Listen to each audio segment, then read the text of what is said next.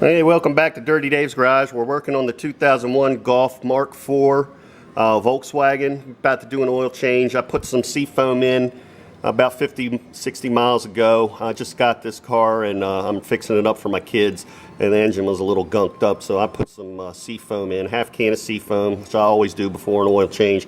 Drive it around 50 to 100 miles, let it loosen all the crap up in the engine, clean it out, and then get ready to drain the oil.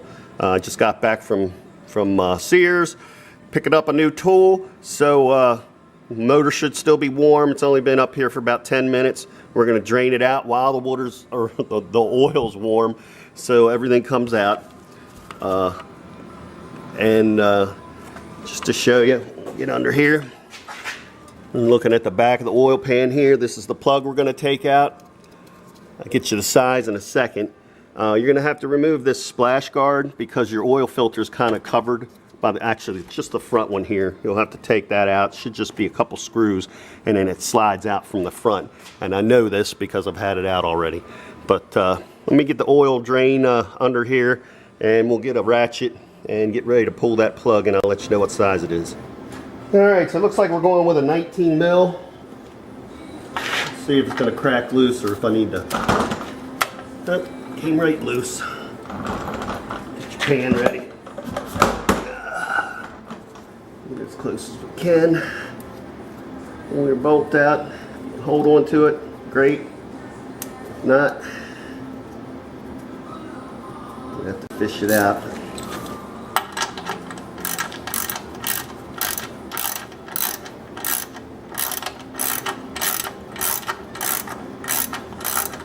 Just cutting it.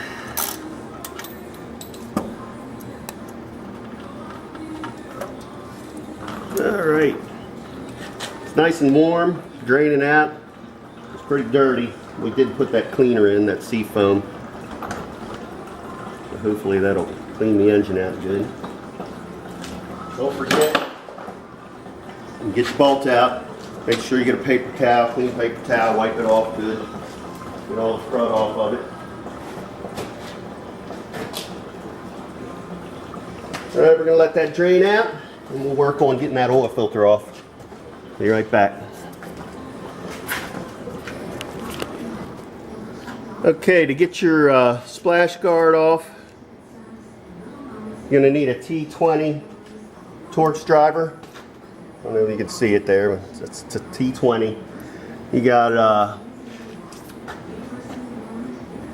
one here and one over here in the left corner. Make sure you can see that. It's hard for me to tell what's going on with this blinding light in my eyes. But, yeah, you should.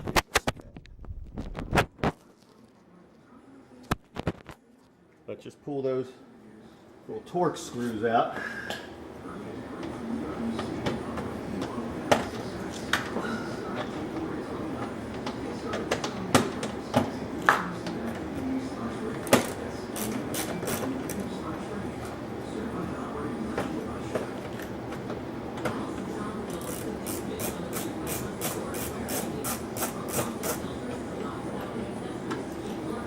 Got those out. It should just slide up. I'm sorry, you may have another one up front. I'm missing one. I'm waiting on. I've ordered some off of eBay. This thing was missing them. That's what happens when you let other people work on your car, especially with oil changes. You end up missing fasteners, body panels, splash guard be hanging down, flapping in the wind because people working on your car didn't care enough to put all of them back, or they lost them while they were doing the change. But it just slides out once you get those couple screws out. If that's out of the way, I'm going to move our drain. See if I can get my light moved. I'll be right back. I want to show you where the filter is. Unfortunately, everything is black under this car, so it might be hard to see because the filter that's on there is black. But we're looking from the front. My hand's on the filter here. Let me get the light up here a little closer. Maybe you can see it better. Here's your filter. Just stick my light up here. Here's our filter up here. Of course, I found a spot to put the light where it's not going to stay. our filter up here behind these couple hoses, and I know that looks like when I loosen it, oil's going to come running out. So make sure you got your catch pan under it ready. I'm going to grab my wrench, my strap wrench.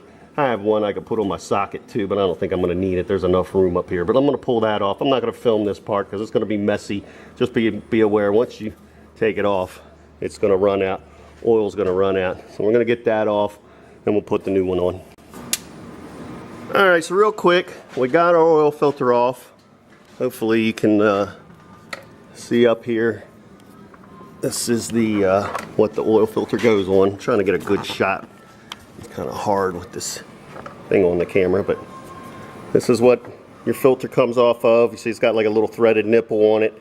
You want to always check when you get that old filter off that the rubber gasket, which is on the end, I'm going to show you on the new filter, this black rubber gasket comes off with the filter. Sometimes they get stuck up there, and when you put your new filter on, it doesn't make a good seal and you're going to have an oil leak. Also, rub a little bit of oil on the new filter's black rubber O-ring before you put it up there, and just gently put it up.